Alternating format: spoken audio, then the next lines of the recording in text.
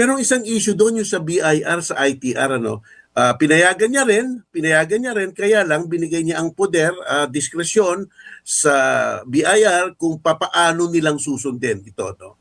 Hindi ito yung subpoena na pagdating sa korte, buksan nyo kaagad. Hindi. Nagkaroon siya ng konting reservation doon sapagkat nakalagay sa Section 71 nga ng National Internal Revenue Code na confidential ang lahat ng ITR, yung ITR nyo, ITR ko, confidential maliban na lang kung papahintulutan ng Presidente ng Pilipinas na buksan.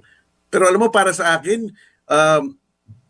kung progressive lang si Cheese Escudero, gamitin niya lang ang poder ng kanyang posisyon bilang isang constitutional impeachment court, baka maaaring buksang na yun kahit walang pahintulot ng presidente. Pero gayon pa man yan, ilalantad na yung mga pinasabpina. Alam rin nila na kaya nga nagbigay ng palugid, nagbigay ng over the weekend, para lahat mag-aral. Okay. Sige.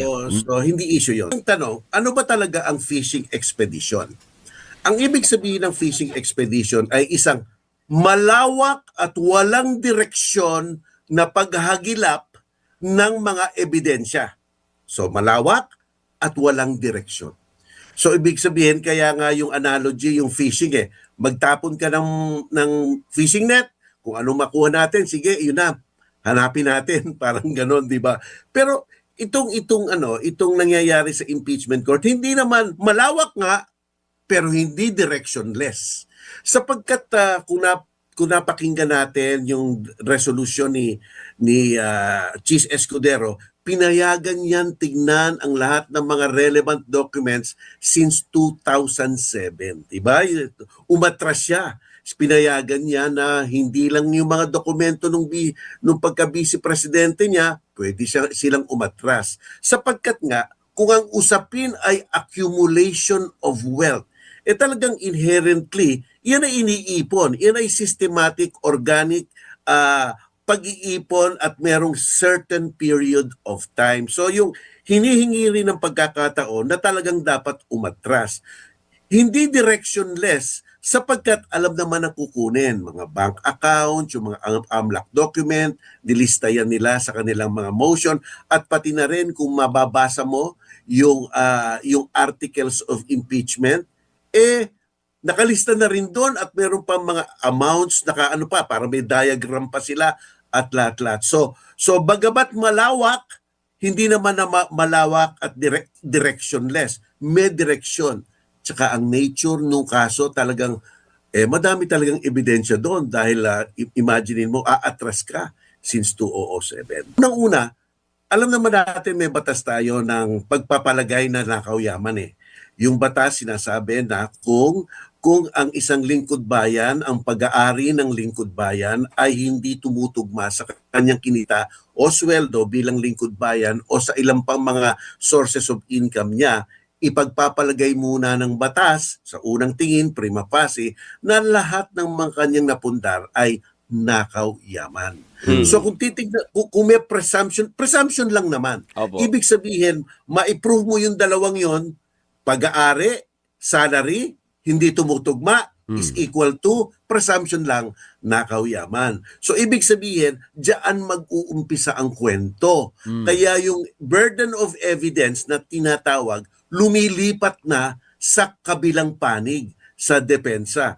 Kaya kung mapatunayan lang iyan, yung sa SALN, yung sa bank account, at hindi tumutugma, may unang palagay, nakaw yaman yan. Kaya ang ball game ay pupunta na sa depensa para patunayan nilang hindi. Kaya sapat na yan. Sapat na yan para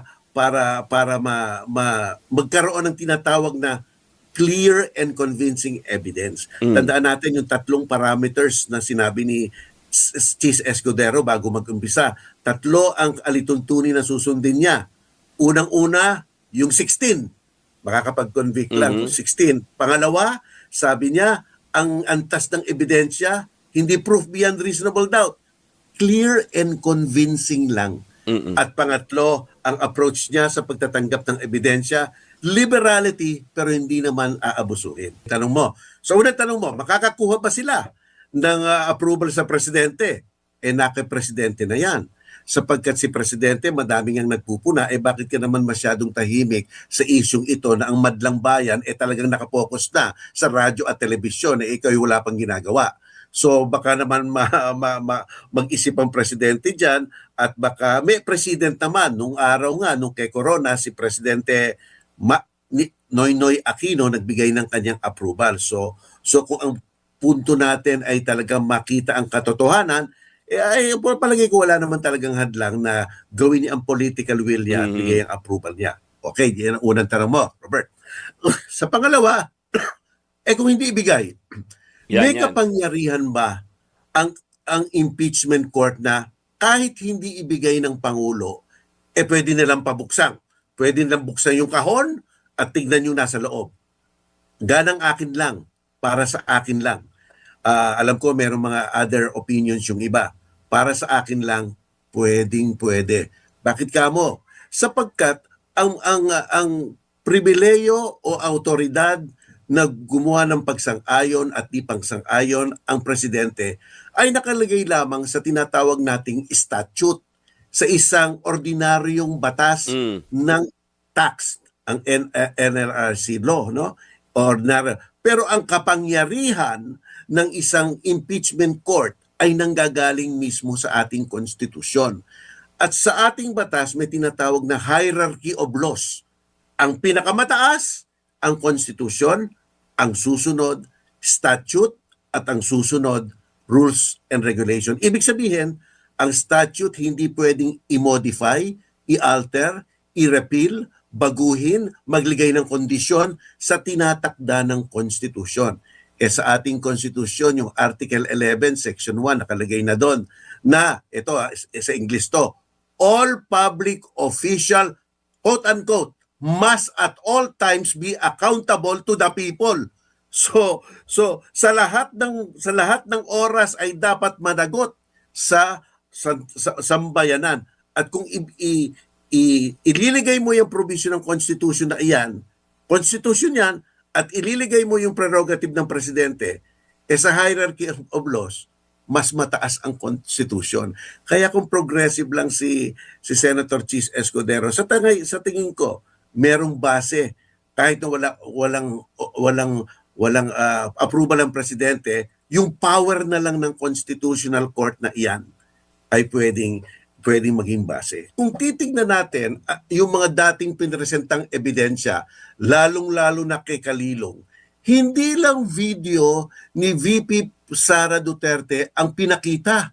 Pinakita rin ang video ng presidente ng Pilipinas na sinasabi niya na nag-aalala siya sa mga ganitong mga sitwasyon, mga ganitong pagbabanta, di ba? Nakita natin 'yon. At nakita rin natin si dating House Speaker Romualdez tumayo sa harapan ng mababang kapulungan at nagsabi siya na talagang ibang klase yung mga bantang yon at saka nakakaapekto sa national security. So kung ang punto lang, pakita na yung pagbabanta ay nakaapekto sa pangkalatang sanlipunang public interest, palagay ko ang mga salita ng presidente at salita ni House Speaker, dalawang sangay ng gobyerno, baka nga matindi na. Di ba? Baka nga matindi na. Ibig sabihin ko, all evidence are in relation to the threats at doon sa danger at doon sa betrayal of the public trust. Kasi tandaan natin, umano'y pagbabanta na ginawa ni VP Sara ay ang mag-engage ng isang sinasabing pumatay kung siya ay papatayin. Yun hindi a claim of justice yun. It's a claim of vengeance, paghihiganti. At kung ang paghihiganti wala na yung batas, no, para may vigilante mentality na yan, no, nawawala na ang batas, pagpapatay, at sino ang mga sangkot? Presidente, simbolo ng pamunuan ng bansa. House of Representatives Speaker, simbolo ng mababang kapulungan. First Lady, simbolo ng kapamilyahan ng ating bansa, no. So talagang malawak, no? Hindi lang yung grave threats, hindi lang yung napakasimple, kung hindi malawak.